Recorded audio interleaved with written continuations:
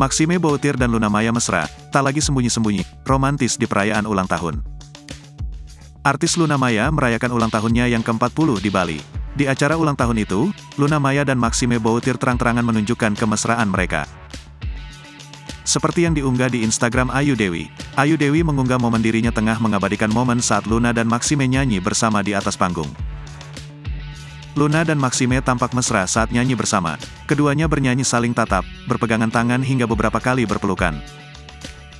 Ayu Dewi bahkan sampai terharu melihat kemesraan Luna dan Maxime. Ayu mengungkap rasa bahagianya melihat sahabatnya bisa sebahagia itu.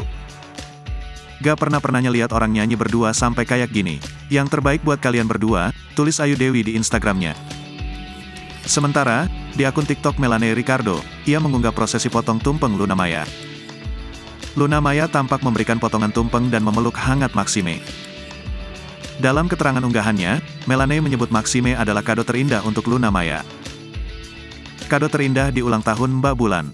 Tahun depan ganti status ya, tulis Melanie. Di video yang beredar di media sosial, Maxime menyatakan perasaannya dan berjanji akan terus bersama Luna Maya.